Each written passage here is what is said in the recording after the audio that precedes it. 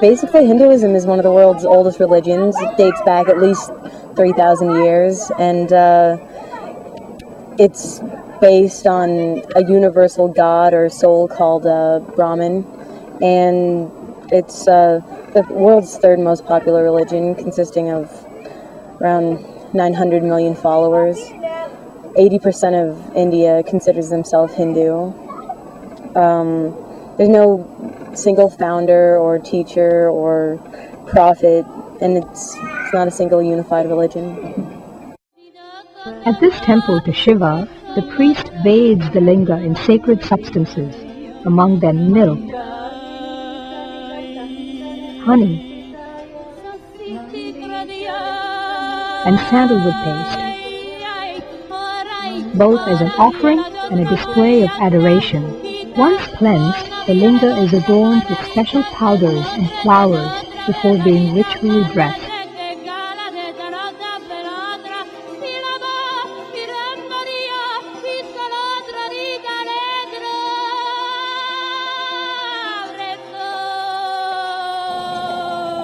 The religion originated near the Indus River in Pakistan. There's a lot of other deities like Krishna, Shiva, Rama, and Durga. They believe in existence as a cycle of birth, death, and rebirth, governed by karma. It practices a variety of different religious groups which come out of India. And Brahma has no form or it's just eternal.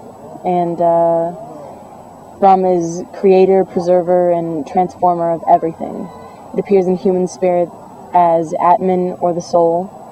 And they recognize other gods, Shiva, as different aspects of the Brahman.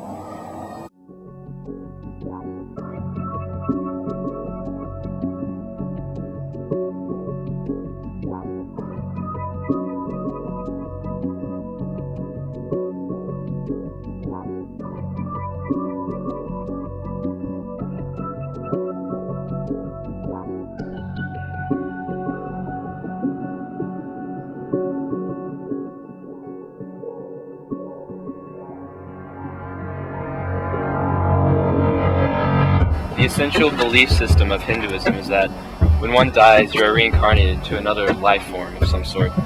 And depending on how well you live your life, what you do in your lifetime, that all affects what you will be reincarnated into. So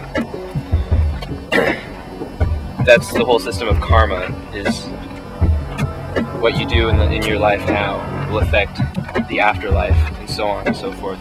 So Hindus want to make sure that they're living to the fullest in terms of worship and through their deities.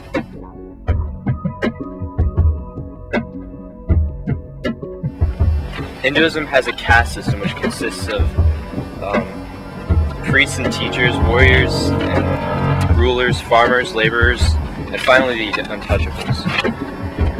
Now, a person is born into a caste system. They can't be promoted, or they can't be degraded into another caste system. You have to die and be reborn into a greater caste system or a worse caste system. It all depends on how well you live your life and what your karma is like.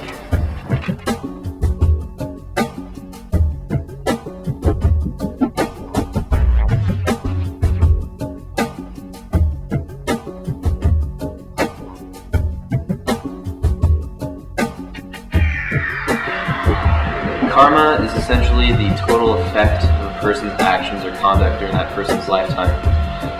Bad actions during your life might result in bad consequences, either in this life or the next life after reincarnation. Or just the opposite, if you do good actions, worship a lot, just be good, then you might even be reborn into a higher caste system. Totally possible. It's kind of like you reap what you sow kind of deal. So once one has become tuned in with Brahman, then you basically have achieved enlightenment. And by achieving enlightenment, you basically reach nirvana.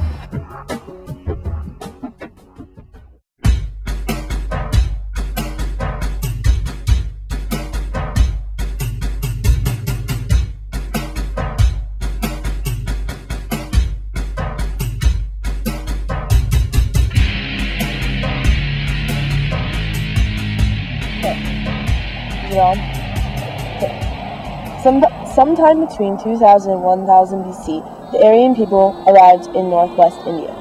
The Aryans, Aryan means noble, were a nomadic people who may have come to India from the areas around southern Russia and the Baltic. They brought with them their language and their religious traditions. These both influenced and were influenced by the religious practices of the people who were already living in India. The Vedas are perhaps the oldest written texts on our planet today. They date back to the beginning of Indian civilization and are the earliest literary records of the whole Aryan race. They're supposed to have been passed through oral tradition for over 10,000 years. They came to us in written form between 4,000 and 6,000 years ago. Aryan beliefs in daily life are described in the four Vedas, or a collection of poems and sacred hymns composed in about 1500 BC.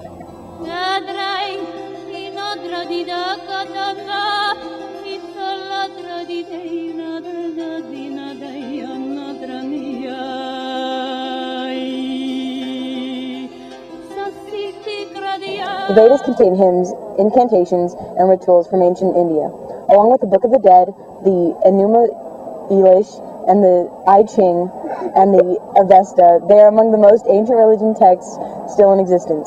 Besides their spiritual value, they also have a unique view of everyday life in India, 4,000 years ago. The Vedas are also the most ancient extensive texts in an Indo-European language.